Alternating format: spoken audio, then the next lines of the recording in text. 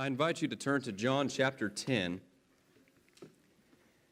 We'll begin reading from verse 1 in a moment. I've got a story to share. Some of you may remember it. Happened in 2014. In South Korea, a tragedy happened to a ferry. The company's name, or the boat's name rather, was MV Seoul.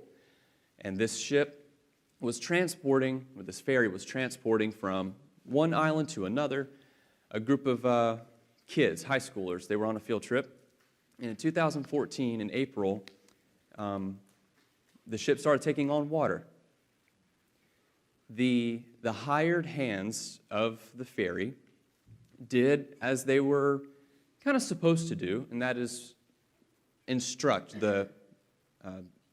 those who were on the ferry, the passengers, to remain calm, stay seated. It'll be resolved.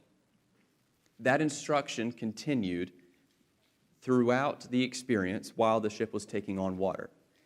It got to a point where it had taken on so much water that parts were falling from the frame and blocking exits and entrances to where the passengers were on the ferry. The crew found their escape.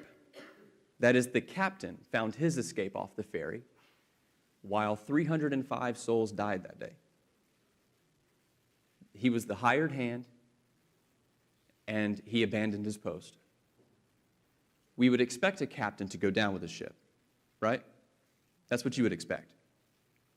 On that day, that didn't happen. He has since been charged with reckless negligence, and he will spend the rest of his days in prison.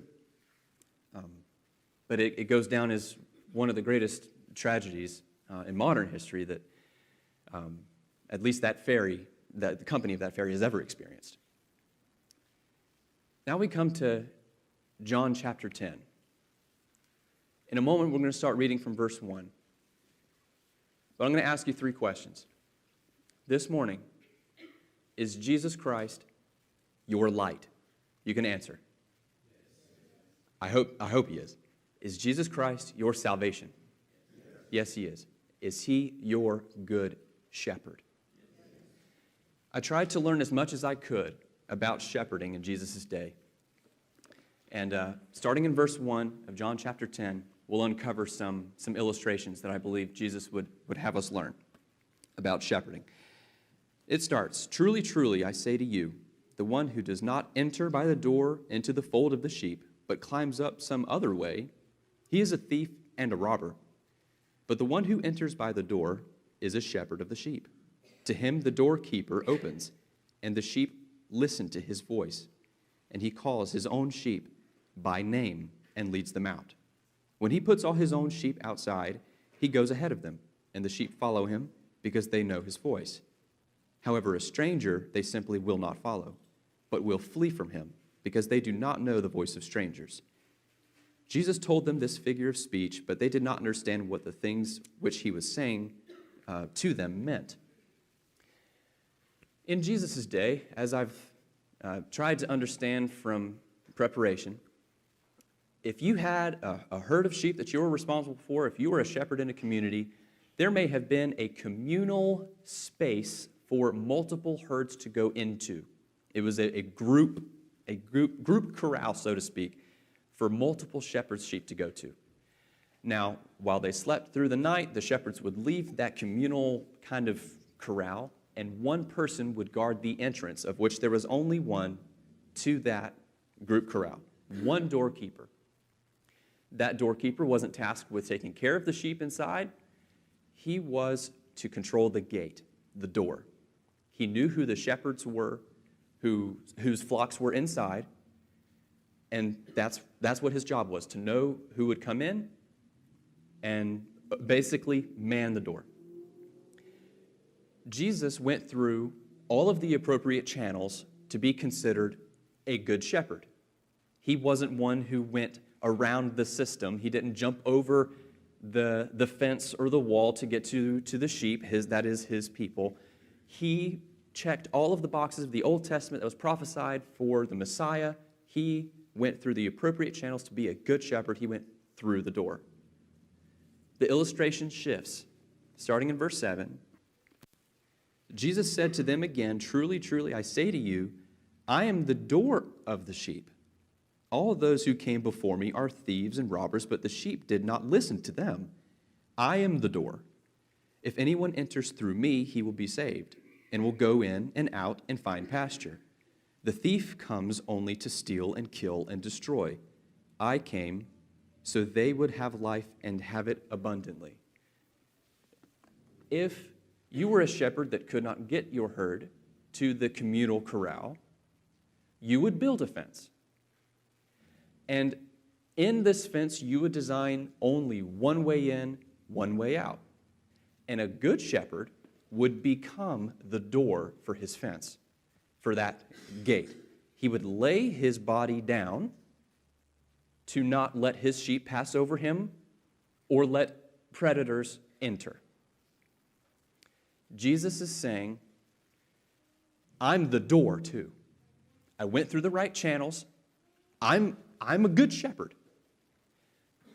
And now I'm saying I'm the door of which the only way to eternal pasture, it comes through. It comes through me. I'm the door.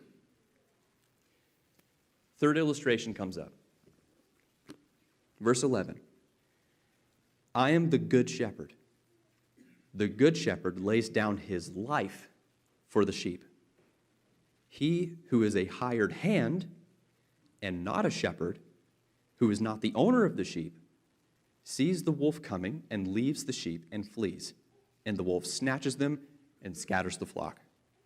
He flees because he is a hired hand and does not care about the sheep.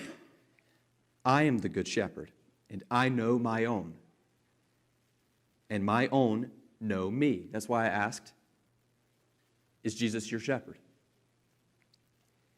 Just as the Father knows me, and I know the Father, and I lay down my life for the sheep. And I have other sheep that are not of this fold. I must bring them also, and they will listen to my voice, and they will become one flock with one shepherd. For this reason the Father loves me, because I lay down my life so that I may take it back. No one has taken it away from me, but I lay it down on my own. I have authority to lay it down, and I have authority to take it back. This commandment I received from my Father. The captain, in my introduction, the example that I gave, failed in all respects to know what his job was. We have the privilege and the pride to say that our shepherd, our captain, knew his job. He did it well. He did it perfectly. He was the only one who could. The other sheep that he's referring to, that's the Gentiles. Ephesians chapter 2, verse 13 through about 15, 16.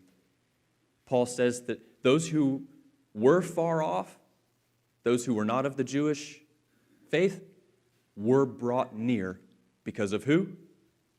Jesus Christ, our good shepherd, who laid down his life, gave up his body, gave up his blood.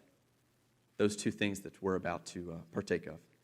Let's remember our good shepherd. Thank you.